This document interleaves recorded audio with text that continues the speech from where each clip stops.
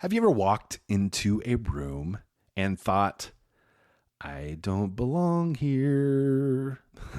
Maybe nobody else knew it. Maybe you smiled, you shook hands, you made conversation, you looked confident. But inside, you were wondering if someone was about to discover that you were not as capable as they thought. It is a strange feeling. You spend years working hard to get where you are. Then, when you actually finally get there, you wonder if somebody made a mistake. Maybe you've been there. Maybe you got the promotion, you landed the job, you started the business, you led the meeting, or you stood behind the microphone. And instead of feeling confident, you actually feel exposed. Like you're one question away from everyone realizing, I have no idea what I'm doing here. Can I let you in on a secret? And go ahead, pull your ear up close to the speaker here, just between you and me. Here's the secret. Almost everyone feels that way at some point.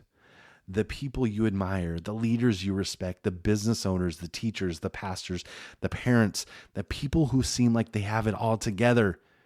Many of them are quietly asking the same question. What if they find out I'm not enough? But maybe, just maybe, they're asking the wrong question. And that's what I want to talk to you about today.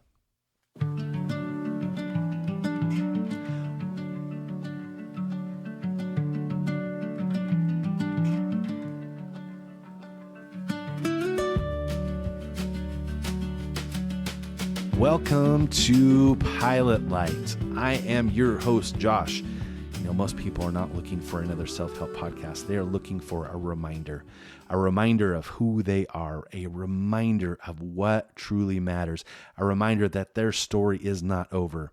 So wherever you're listening from, whether you're driving home after pretending you understood every word in that meeting, or standing in Costco wondering how you came in for toothpaste and somehow have a kayak in your cart, or you're trying to assemble furniture while pretending you don't need the instructions, or you're just sitting in your driveway because you're not quite ready to go inside yet, I am really glad you're here. So let's light the pilot light. I've walked into a lot of new rooms in my life, new jobs, new leadership positions, new responsibilities, new seasons, and every time there is a moment, a quiet moment, where I look around and I think, these people seem like they know exactly what they're doing. Then I look at myself and I think, I hope nobody notices I'm still trying to figure this all out. Does that sound familiar? I used to think that feeling meant that I wasn't ready, that somehow confidence was supposed to arrive before responsibility. But life has taught me something different. Confidence usually comes after obedience, not before it. When I started at juvenile court, there were moments I felt completely overwhelmed. Here I am coming into a new job where the person I am replacing is retiring, and they were a Lifetime Achievement Award winner.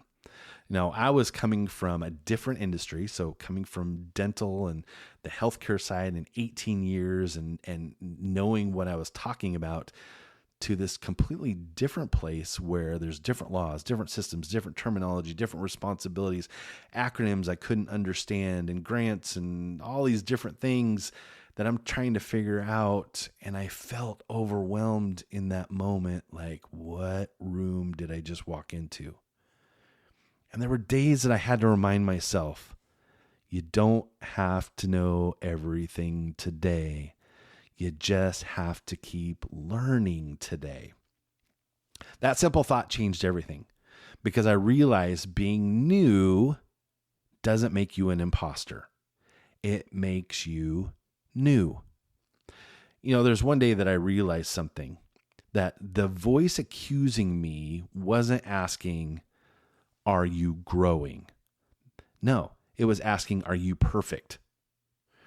And those are two completely different questions. Growth, you see, allows for mistakes. Perfection does not. Growth expects learning. Perfection demands performance.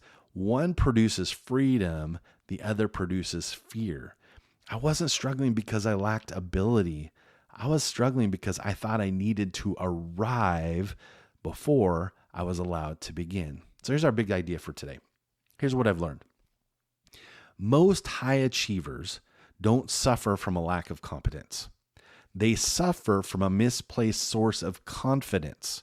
And when you think about that, if your confidence comes from knowing everything, you will always feel insecure because you're never going to know everything. Just sorry to break it to some of you out there that think you know everything. You're not. Okay, there's going to be something that you don't know, and just Google it. Okay, but if your confidence comes from never making mistakes, guess what? You're going to always be anxious because you're going to make mistakes. And if your confidence comes from always succeeding, you're going to live under a tremendous amount of pressure because success is never guaranteed. Real confidence doesn't come from believing you'll never fail. It comes from believing failure does not define you. And that's a completely different foundation. So here's my first point today. Growth feels like incompetence. Have you ever noticed how awkward growth feels? Just think back. The first day at a new job, the first time you had to speak in public, the first workout after months away, the first parenting mistake that you made, the first leadership decision. Everything feels uncomfortable in those moments. And because it feels uncomfortable, we assume something has to be wrong. But maybe nothing is wrong. Maybe you're just growing. The discomfort isn't evidence that you're in the wrong place. It may be evidence that you're stretching into the right one. So let's go to our second point today. We mistake experience for inadequacy. There's a huge difference between being inexperienced and being incapable. Inexperience can change. Capability grows. Character develops. Wisdom accumulates. But if you label yourself as inadequate, you stop giving yourself permission to grow. You quit too soon. You stay small. You let fear become your identity. Don't confuse today's experience level with tomorrow's potential. Write that thing down right there, okay? Don't confuse today's experience level with tomorrow's potential. Here's my third point, and that's one of my favorite points here, is that God calls people before they even feel ready. One of my favorite patterns in Scripture is this. God almost never calls someone who says, hey, God, I got this. I got this. I don't, in fact, I look through Scripture, there's no one who's sitting there saying that. In fact, you look at the main people in all of Scripture, starting like with Moses. Moses says, I can't speak. Gideon says, I'm the least. Jeremiah says, I'm too young. Peter says, I'm a sinner. Again and again and again, God calls people who feel unqualified. Why? Because God isn't looking for polished. He's looking for willing. And maybe the reason why you feel unqualified is because you're standing exactly where growth begins. Can I ask you something? Where do you feel like you're an imposter? At work? As a parent? Maybe in your marriage or in leadership or in your faith? What room makes you question yourself? Now let me ask you a second question. Who told you that feeling uncertain means you don't belong? Because those are not the same thing. Maybe you're not an imposter. Maybe you're simply becoming. So here's my challenge to you this week. I want you to notice every time you hear yourself say, I'm not ready. Then ask a different question. Ready according to who? Because sometimes we're waiting for confidence when what we really need is courage. Take one step you've been avoiding, not because you're fearless, but because growth is waiting on the other side. So in closing, I've discovered something about people I respect most. They don't have fewer doubts. They've just stopped letting doubt make their decisions. They still get nervous. They still ask questions.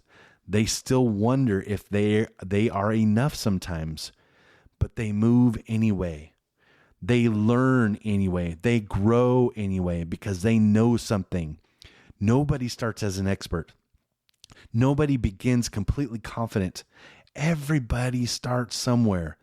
And maybe today, instead of trying to prove you belong, you simply give yourself permission to grow. Because you're not called to know everything. You're called to faithfully take the next step. That's good stuff there. All right. Well, thanks for spending a few moments with me today. If this conversation reminded you of someone who's questioning themselves, pass the flame. You never know how one encouraging word might change someone's direction. And remember, see farther, live deeper, become who you were created to be. You were created to be a fire, not just a flicker. Keep the pilot light on, and I'll see you next time.